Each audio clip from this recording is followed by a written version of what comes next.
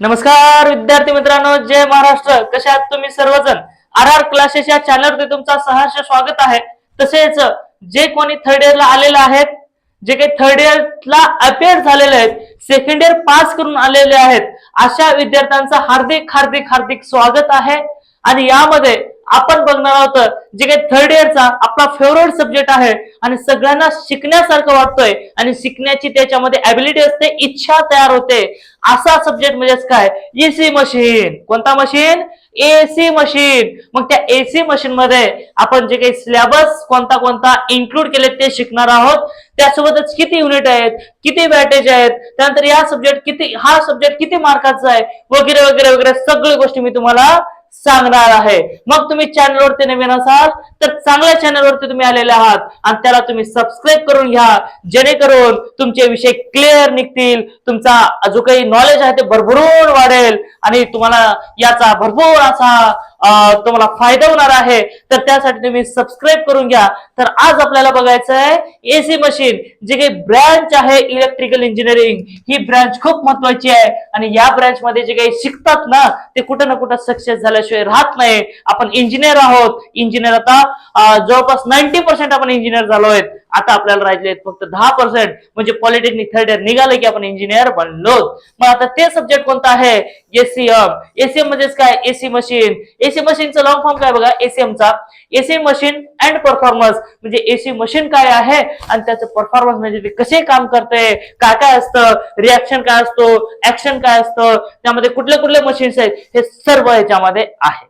आणि त्या सब्जेक्टचा कोड आहे, त्या सब्जेक्टचा कोड 315333 आणि ब्रँच आहे तुमची EE5K, म्हणजेच काय, 5th सेमिस्टर. आणि तुम्ही आता नागलीच सेकंड इयर पास करून पुढे आलेले आहात. तुमची इंटर्नशिप सुद्धा झालेली आहे आणि आता तुम्हाला कॉलेजमध्ये जायचं आहे. मग कॉलेजमध्ये गेल्याच्या नंतर तुम्हाला असे सब्जेक्ट बघायला भेटतील आणि व्हेरी व्हेरी इंटरेस्टेड सब्जेक्ट आहे. आणि ते विषय आपण पहिला चॅप्टर युट्यूबला लाईव्ह घेणार आहात. तर तुम्ही जर नवीन असाल तर लगेच काय करायचं, सबस्क्राईब करून घ्यायचं. ओके, युट्यूब वरती दररोज संध्याकाळी आपण हा लाईव्ह घेणार आहोत. आणि त्यानंतर जर कोणी इच्छुक असतील तर त्यांना पेड मध्ये आपण कोर्स सुद्धा त्या ठिकाणी अवेलेबल केलेला आहे.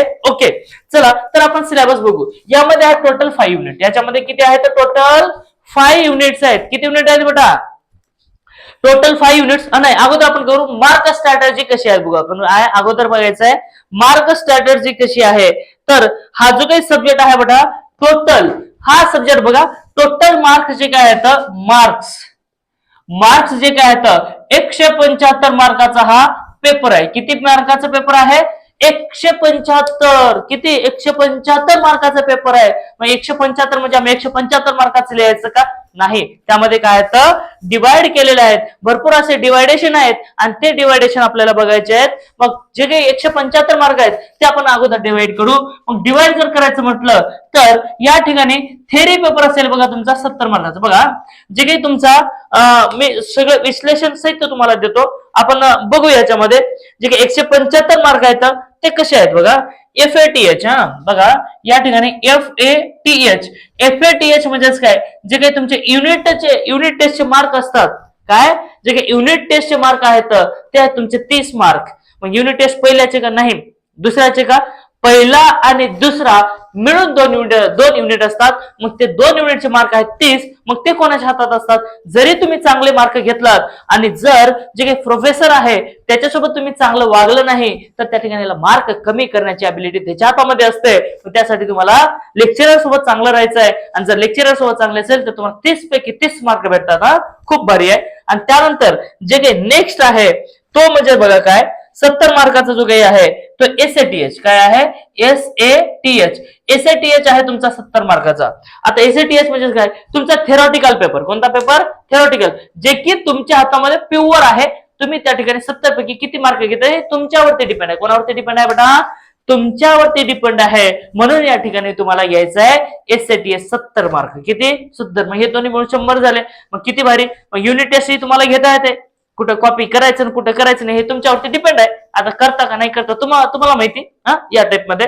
त्यानंतर जे काही नेक्स्ट आहे हे टोटल मिळून किती झाले बेटा? टोटल मिळून 70 झाले. म्हणजे ह्या दोघांमध्ये किती झाले बेटा? ह्या दोघं मिळून किती? 100 मार्क झाले. किती झाले? 100 मार्क. आणि यामध्ये जे काही पासिंगचा क्रायटेरिया आहे तो पास आहे बघा तुमचा 40 मार्काला. कितीला आहे? 40. हे तुम्हाला माहितीच आहे. आता तुम्ही थर्ड इयर आलात म्हणजे तुम्हाला सगळी गोष्टी माहितीच आहेत. हे दोघं मिळून टोटल झाले तुमचे 100 मार्क आणि 100 पैकी पासिंग तुम्हाला 40. मग 40 जर घ्यायचं म्हणलं तर सोपं आहे की नाही? पास तो यूही हो जाएगे, म्हणजे काय असंही तुम्ही पास होऊ शकता. पण त्या ठिकाणी जर चांगले मार्क पडले तर तुमचं भविष्य उज्ज्वल आहे. चांगल्या कॉलेजला नंबर लागतो. जवळपास तुम्हाला 95 अबव जर घेत म्हणजे तुम्ही विचार केला तर तुम्हाला 90 पडतात.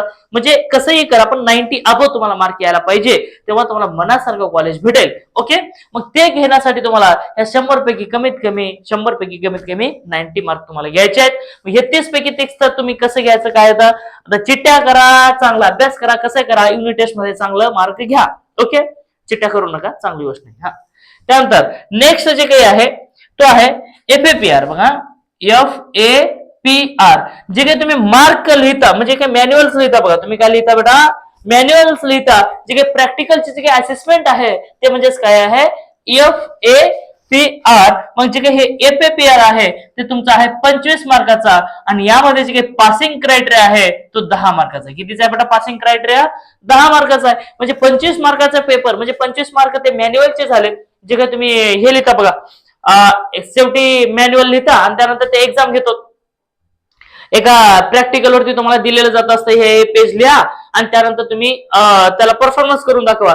तर त्यावेळेस ते 25 मार्काचं आहे मॅन्युअल प्लस ते चांगलं सुटसुटीत लिहायचं म्हणजे चांगले मार्क पडतात.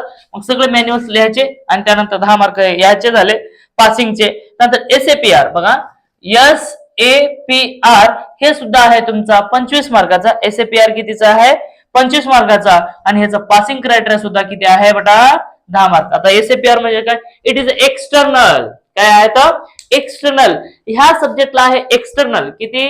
जो काय आपण AC मशीन घेतोय या सब्जेक्टला जो काही एक्सटर्नल आहे तो एक्सटर्नल आपल्याला 25 पैकी जर 10 पेक्षा कमी दिला तुम्ही फेल झालात आणि जर 10 पेक्षा जास्त पडले तर तुम्ही पास झालात. पण होता होईल तेवढं चांगली कोशिश करायची की त्या ठिकाणी 25 मार्क कसे पडतील हे तुमच्यावरती डिपेंड आहे. चांगलं बोलायचं, चांगले आन्सर द्यायचे, त्याला उलट पालट बोलायचं नाही. जो काही एक्सटर्नल असेल त्याला, मग तुम्हाला चांगले मार्क भेटतील. ओके, त्यानंतर नेक्स्ट आहे SLA. त्यानंतर काय आहे बेटा? SLA जे काही तुमचे एक्स्ट्रा ऍक्टिव्हिटीज आहेत. म्हणजे एक्स्ट्रा ऍक्टिव्हिटीज म्हणजे काय? तुमचे प्रोजेक्ट असतील, म्हणजे तुमचे एफर्ट्स असतील, किंवा क्लासमध्ये चांगलं तुम्ही वागताय, त्यानंतर कुठल्या तरी ह्याच्यामध्ये अनालिसिस मध्ये किंवा प्रॉब्लेम सॉल्व्ह करण्याची ऍबिलिटी तुमच्यामध्ये जास्त आहे. समजा कुठल्याही प्रॅक्टिकल मध्ये अडचण आली त्या ठिकाणी तुम्ही सोल्युशन दिलात तर त्या ठिकाणी झाला. किंवा SLA मध्ये अदर ऍक्टिव्हिटी जे काही असतात म्हणजे स्पोर्ट्स असतील, त्यानंतर कुठले इव्हेंट्स असतील त्यामध्ये जास्त पार्टिसिपेट्स करताय तर ते जे काही SLA आहेत ते तुम्हाला दिले जातात. ते म्हणजे 25 आणि त्याला मिनिमम आहे 10 मार्काला पासिंग आहे. आणि अशा टाइप मध्ये टोटल तुमचे 175 मार्क आहेत. बघा, हे 100, 25, 125, 150 आणि 175 असे तुमचे 175 मार्क आहेत. आणि हे सगळे 175 मार्क आहेत. आणि यापैकी तुम्हाला किती मार्क घ्यायचे आहेत काय नाही ते कोणावरती डिपेंड आहे बेटा? हे तुमच्यावरती डिपेंड आहे. मग घेता का नाही रे? घ्यायला पाहिजे का नाही? हा, जर घेतलात तर चांगली गोष्ट आहे आणि नाही जर घेतलात तर खूप चांगली गोष्ट आहे, कारण तुम्ही कॉलेज सोडून द्या म्हणजे चांगलं आहे. आणि जर कॉलेज नाही सोडलं तर मग एवढे मार्क पडून म्हणजे पासिंग वरती काट्यावरती पास होऊन काही फायदा आहे का? काही फायदा नाही. मग त्यासाठी आपल्याला चांगले मार्क घ्यायचे आणि पास व्हायचे बेटा. ओके, आता बघा, आता हे तुमच्या हातात, खरं सांगतो मी, तुमच्या हातामध्ये आहेतच फक्त 70 मार्क आणि बाकीचे जे 105 मार्क आहेत ते प्रोफेसरच्या हातात आहेत. कसं आहे काही नाही, जर तुम्ही काही केलात वगैरे तर ते सगळी गोष्टी या ठिकाणी बघून घ्यायचंय. जर चांगले मार्क लिहिलात किंवा चांगलं राहिला, तुम्ही चांगलं प्रॅक्टिकल केलात, रेग्युलरिटी मेंटेन केलात तर सगळ्यामध्ये तुम्हाला जवळपास मिनिमम 23 तरी मार्क देतात. सगळ्यामध्ये किती? 23 मार्क जर दिले, समजा या ठिकाणी तुम्हाला 28 दिले, समजा किती? 28, आणि या ठिकाणी 70 तुम्ही जेवढे घेताल तेवढे घेतले, हे 70 मार्क तुमच्या हातामध्ये आहेत. ह्याच्यामध्ये समजा 23 मार्क दिले, यामध्ये सुद्धा 23 मार्क दिले आणि यामध्ये सुद्धा 23 मार्क दिले, तर बघा या ठिकाणी किती होतात? म्हणजे 28 आणि 28, 1 2 3 4 80, 80 आणि 9 89, 89 आणि 8 97, 89 आणि 8 किती झाले बेटा? 97 मार्क पडतात या ठिकाणी. 97 आणि 97 आणि ह्या 70 पैकी, या 70 पैकी आता तुम्ही किती घेता काय नाही बघा, कमीत कमी 60 जरी मार्क घेतलं तर या ठिकाणी तुम्हाला चांगले मार्क पडतील. 60 जर या ठिकाणी तुम्ही मार्क घेतलात तर 157 मार्क पडतील. किती पडतील बघा? 57. अरे अजून आपण हे 28 झालं ना, 157. हा किती, 157. अजून जर तुम्ही चांगले जर एफर्ट्स घेतलात तर अजून तुम्हाला चांगले मार्क पडतील. तर हे झाले तुमचे फुल मार्क अशा टाइप मध्ये यायचंय. जरी तुम्ही 157 घेतलं तर 90 अबोव जाता, काही अडचण नाही. मग हे झालं एसीएफ. मग सर युनिट काय काय ते सांगा. आता युनिट तर सांगण्यासाठी आलोच ना मी. मग इथे या ठिकाणी आहेत 5 युनिट. हे आहे तुमचा पासिंग क्रायटेरिया वगैरे सगळ्या गोष्टी. आता तुम्हाला मी सांगणार आहे सिलेबस काय आहे. चॅनलला जर तुम्ही नवीन असाल तर सबस्क्राईब करून घ्या बरं का. कारण काय माहितीये का, हे जो काही विषय आहे तो पहिला युनिट हा 20 मार्काचा आहे आणि तो युनिट मी चांगल्या प्रकारे कव्हर करणार आहे युट्यूब वरती. त्यासाठी तुमचा सगळ्यांचा फायदा होऊन जाईल. आणि जरच माझी टीचिंग तुम्हाला आवडली आणि तुम्हाला असं वाटलं की बाबा सरांची बॅच घ्यायला पाहिजे, तर त्यावेळेस मी तुम्हाला बॅच सुद्धा तयार करून देणार आहे. फीस काही जास्त राहणार नाही, थोडीच फीस आहे. यासोबत काही चिंता निश्चित राहायचं आहे. काही टेन्शन नाही, जास्त काही फीस घेणार नाही तुमच्याकडून. कारण तुम्ही गरीबाचे विद्यार्थी आहेत म्हणून युट्यूबला सर्च करताय.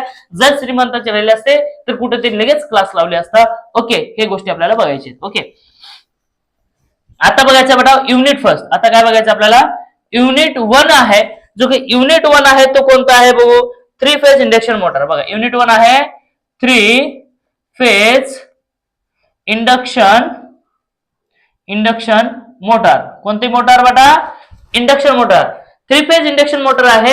मग 3 फेज इंडक्शन मोटर जर म्हटलं तर काय बाबा, जे काही मोटर चालते, जे काही आपण बघतो, जे मोठे मोठे मोटर्स असतात पाणीसाठी वगैरे, पाणी येण्यासाठी ते बघतो ना आपण, म्हणजे पाण्यासाठी वापरतात किंवा पिठाच्या गिरणीला वापरतात. जवळपास हेच मोटर आपण बघतो, दुसरी मोटर आपण बघत नाही. पण कंपनीमध्ये गेले भरपूर असे मोटर असतात 3 फेज, त्यानंतर सिंगल फेज. आणि त्यानंतर आपण जेव्हा वर्कशॉप मध्ये जाता तर वर्कशॉप मध्ये सुद्धा त्या ठिकाणी 3 फेज इंडक्शन मोटर तुम्हाला बघायला भेटेल. पहिला चॅप्टर जो काय आहे तो 3 फेज इंडक्शन मोटर. मग यामध्ये तुम्हाला 3 फेज इंडक्शन मोटर मध्ये त्याचं कन्स्ट्रक्शन बघायचं आहे, त्याचं वर्किंग प्रिन्सिपल बघायचं आहे, types of 3 phase induction motor बघायचे आहेत, त्याचे ऍप्लिकेशन्स बघायचे आहेत, त्याचे ऍडव्हान्टेजेस बघायचे, डिसएडव्हान्टेजेस बघायचे. त्यानंतर त्यावरती स्लिप काय असते, स्पीड काय असते, रोटर स्पीड काय असते, त्यावरती प्रॉब्लेम कसे असतात. ओके, हे सगळ्या गोष्टी आपण त्याच्यावरती बघणार आहोत. मग ते फिरते कशी, स्लिप कसं आहे, स्लिप कशाने मिळतात, टॉर्क काय, त्याची स्पीड कशाने मेजर करायचा, म्हणजे टॉर्क कसा तयार होतो. त्यानंतर स्क्वेरल केज इंडक्शन मोटर मध्ये लॉसेस कोणते कोणते होतात, मग त्याला ट्रान्सफॉर्मर म्हणू शकतो का. हे सगळे गोष्टी आहेत ते आपण पहिल्या युनिट मध्ये बघणार आहोत. म्हणजे पहिला युनिट व्हेरी व्हेरी इंटरेस्टेड फक्त आणि फक्त 3 फेज इंडक्शन मोटर आहे. आणि जो काही सेकंड युनिट आहे, ते कोणतं आहे बघू आपण, युनिट सेकंड. आता युनिट सेकंड जे काय आहे, स्टार्टिंग अँड स्पीड कंट्रोल. बघा याच्यामध्ये आहे स्टार्टिंग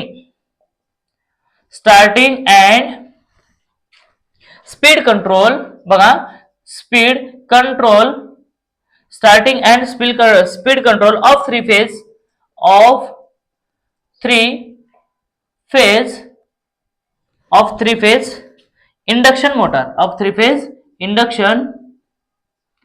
इंडक्शन मोटर. बघा या ठिकाणी काय दिलं माहितीये का, जे काही मोटर आहे 3 फेज इंडक्शन मोटर, ते स्टार्टिंग करायचं आपल्याला आणि त्याची स्पीड कंट्रोल करायचं आहे. तर त्या ठिकाणी त्याचे कोणते कोणते मेथड्स आहेत ते आपण बघणार आहोत. आता स्टार्टिंग करण्यासाठी आपल्याला वाटते की बाबा स्टार्टर पाहिजे. काय पाहिजे आपल्याला, काय वाटतंय, स्टार्टर पाहिजे. पण स्टार्टर जरी नसेल तरी मोटर ही चालू होते. हा माझा वाद आहे.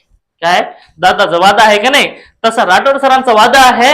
जरी मोटर चालू करण्यासाठी स्टार्टर नाही वापरलं तरी मोटर चालू होते. आपल्याला सवय पडलेली आहे की बाबा स्टार्टरने चालू करायचं आहे, म्हणजे विदाउट स्टार्टर मोटर ही चालू होत नाही, असा आपला संभ्रम आहे.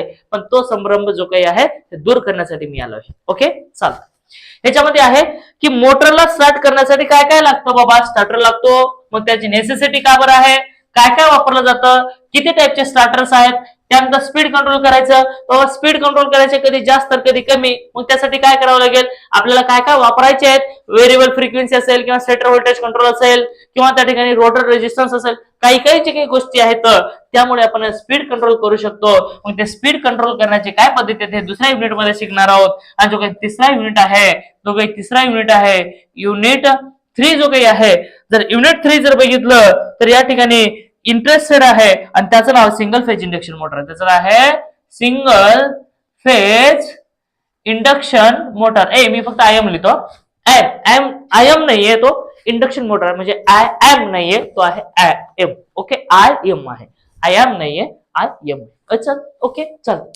आता आहे सिंगल फेज इंडक्शन मोटर. काय आहे, सिंगल फेज इंडक्शन मोटर. आता सिंगल फेज इंडक्शन मोटर तुम्हाला माहितीये, सिंगल फेज इंडक्शन मोटर कोणाला म्हणतात काय नाही तुम्हाला माहितीये. पण आणि सिंगल फेज इंडक्शन मोटर कशी असते तुम्हाला माहिती आहे, पण याला म्हणतात म्हणून तुम्हाला माहिती नाही. ओके, आता याला म्हणतात म्हणजे फॅन आहे, फॅन मध्ये मोटर आहे का नाही, म्हणजे तुम्ही बटन चालू केलं की ते फिरते, मग त्याला काय एवढं लागले का उगच फिरायला, म्हणून मोटर आहे ती काय आहे, मोटर आहे म्हणून फिरते.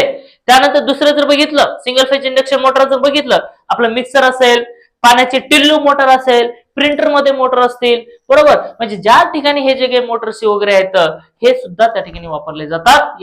आणि सिंगल फेज का म्हणायचा, कारण त्याला जो काही लागलेला सप्लाय आहे तो फक्त आणि फक्त सिंगल फेज लागेल. आता सिंगल फेज म्हणजे काय, आपल्याला 3 फेज माहिती आहेत, आर वाय बी, आणि चौथं जे काही आहे त्याचं नाव आहे न्यूट्रल. जर आर आणि न्यूट्रल सोबत दिलं तर त्या ठिकाणी मोटर चालते, त्यानंतर बी आणि न्यूट्रल दिलं तरी चालतंय, किंवा बी आणि न्यूट्रल दिलं तरी चालतंय, म्हणजे तिन्हीपैकी कोणते एक घ्या आणि न्यूट्रल सोबत लावा, त्याला देऊन टाका त्या मोटरला, मोटर लगेच कामाला लागली, म्हणजे त्याला झाडावरती चढवा, हरभऱ्याच्या झाडावर, त्या टाइप मध्ये. हे झालं. त्यानंतर नेक्स्ट आहे चौथा जो काही युनिट आहे, जो काही युनिट चौथा आहे, तो युनिट चौथ्याचं नाव आहे 3 phase synchronous machine. 3 phase synchronous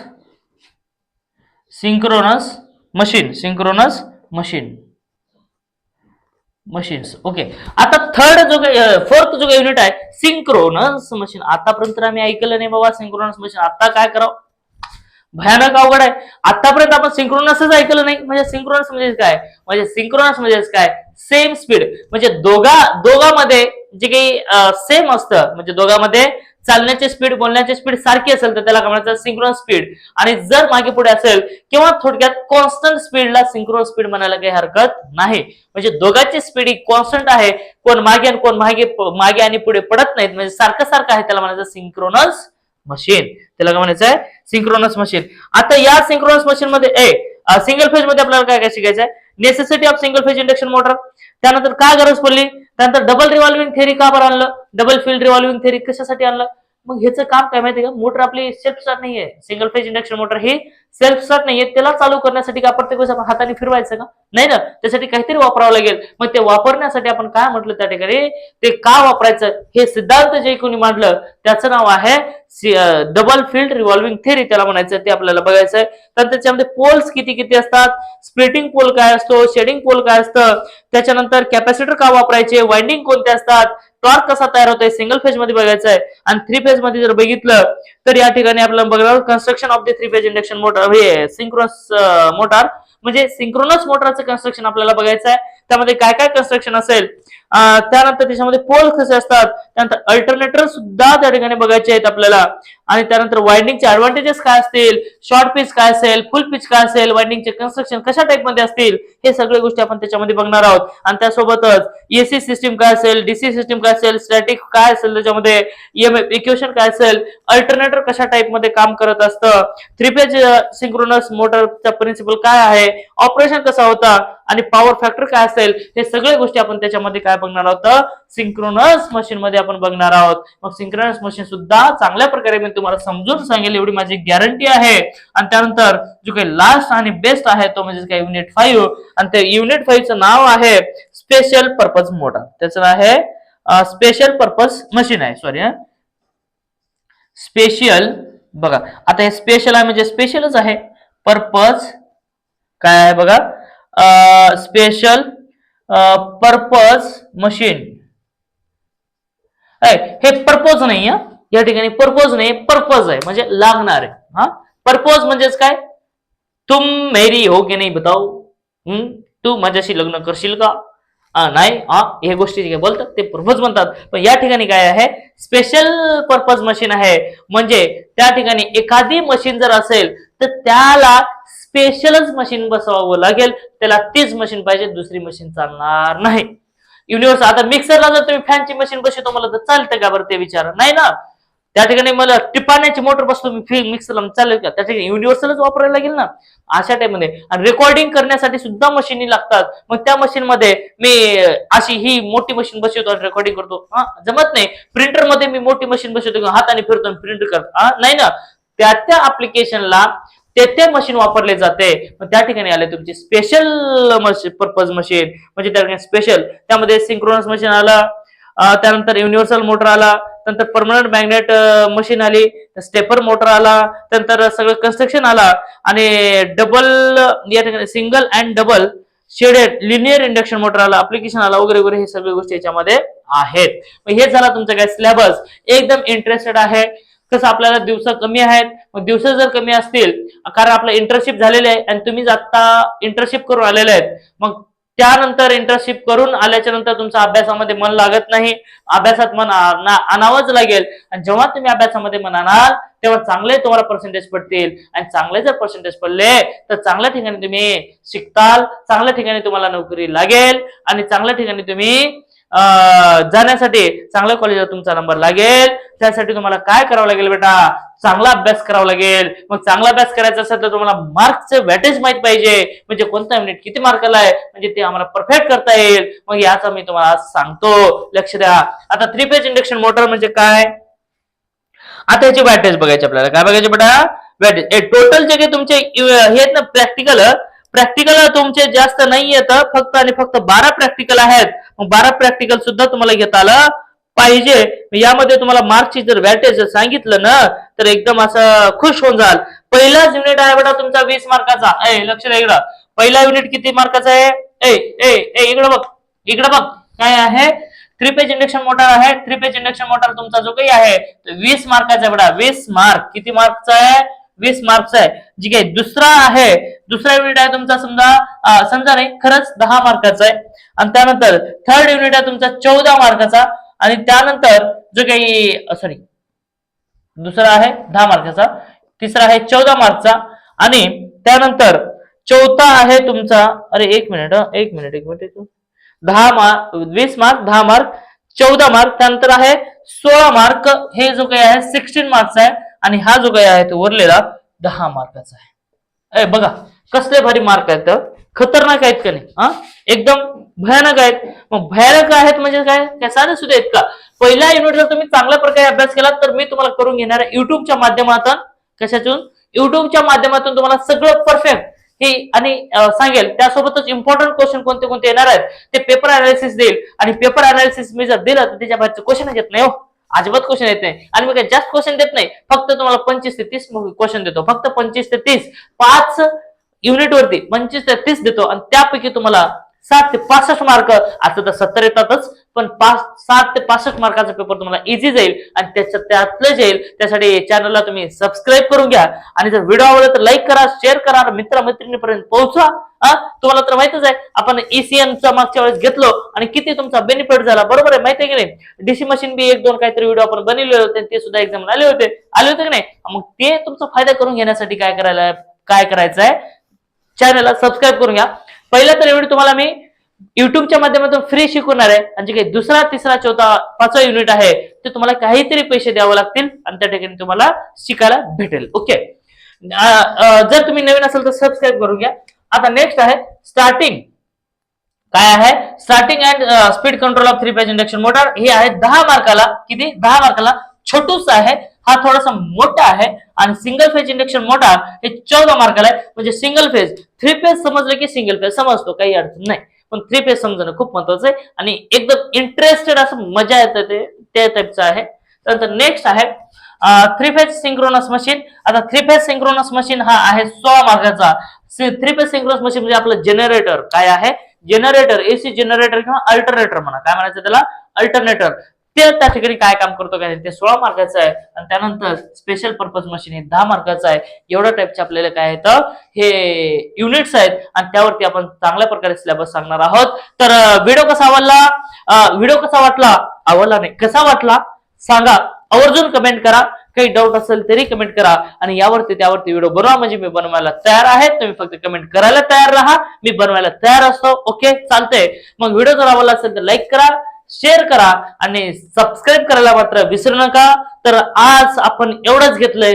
उद्या आपण एक्झॅक्टली सिलेबसला चालू करणार आहेत आणि जमेल तर उद्यापासून, सोमवारपासून आपण लाईव्ह येणार आहेत. तर ओके, तर चांगलं मजेत राहा, अभ्यास करा. Thank you, take care, bye bye, all the best my dear students, love you.